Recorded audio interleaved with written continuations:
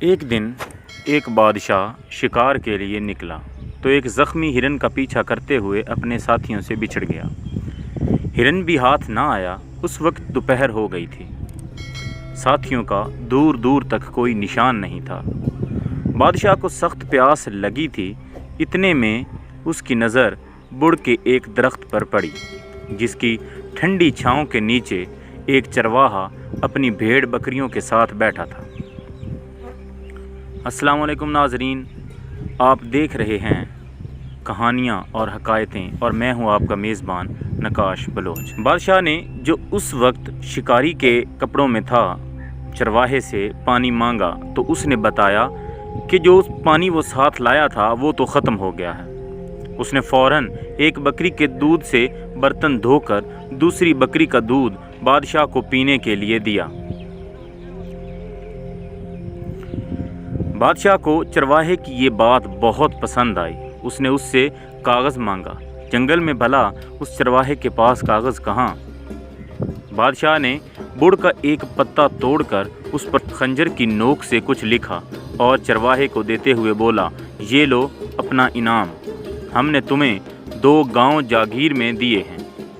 جمعے کو یہ پتا لے کر جامع مسجد آ کر ہم سے مل لینا۔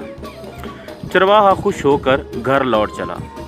اپنی کمبل زمین پر ڈال کر وہ پتا اس پر رکھ دیا اور بکریاں بند کرنے لگا۔ ایک بکری جو ادھر سے آئی تو اس نے پتا منہ میں اٹھا لیا اور چرواہے کے پہنچنے سے پہلے چٹ کر گئی۔ اسے بڑا دکھ ہوا اور وہ یہ کہتا ہوا جنگل میں چلا گیا کہ بکری 2 گاؤں کھا گئی۔ اس نے کھانا پینا سب چھوڑ دیا، بس ہر وقت یہی رٹ لگا رکھی تھی کہ بکری 2 گاؤں کھا گئی۔ آخر جمعے کا دن آن پہنچا۔ چرواہا اپنے گاؤں سے نکل کر جامع مسجد کی طرف چل پڑا۔ چلتے چلتے دوپہر ہو گئی۔ بکری 2 گاؤں کھا گئی کہ رٹ لگاتے ہوئے وہ جامع مسجد میں داخل ہوا تو اس نے دیکھا کہ تمام نمازی ہاتھ اٹھائے دعا مانگ رہے ہیں۔ اس نے بادشاہ کو بھی دعا مانگتے دیکھا تو ایک دم چیخ پڑا، داتا چھپڑ پھاڑ کر دے گا تو لوں گا، اور یہی کہتے ہوئے واپس بھاگ نکلا۔ بادشاہ نے نماز کے بعد اسے بہت تلاش کروایا مگر وہ نہ ملا۔ جنگل میں پہنچتے پہنچتے چرواہے کو شام ہو گئی۔ وہ وہیں ایک بڑے پرانے درخت پر چڑھ کر بیٹھ گیا۔ رات کو کچھ ڈاکو وہاں آئے اور گاؤں میں ڈاکہ ڈالنے کی باتیں کرنے لگے۔ چرواہے نے انہیں ٹوکا اور بولا، چوری کرنا بری بات ہے، پھر وہ گاؤں تو غریب ہے، تمہیں پیسہ ہی چاہیے تو اس درخت کے نیچے کھودو۔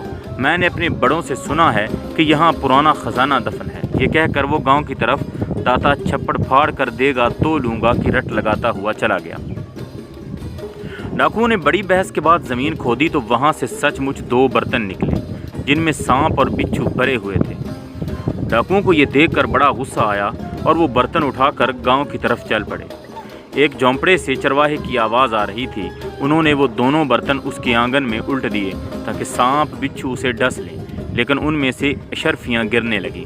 سارا گاؤں اس آواز سے جاگ گیا اور ڈاکو سر پر پاؤں رکھ کر بھاگ گئے۔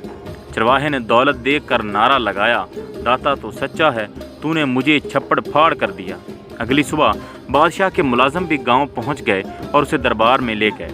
چرواہے نے بادشاہ کو پورا واقعہ سنانے کے بعد انعام لینے سے یہ کہہ کر انکار کر دیا کہ جب آپ بھی ہاتھ پھیلا کر اسی سے مانگتے ہیں جو سب کا داتا ہے تو پھر میں بھی کیوں نہ اسی سے مانگوں۔ آپ نے دیکھ لیا کہ اس نے مجھے میرا انعام بھی دیا ہے۔ بادشاہ نے عزت کے ساتھ چرواہے کو اس کے گاؤں بھیج دیا۔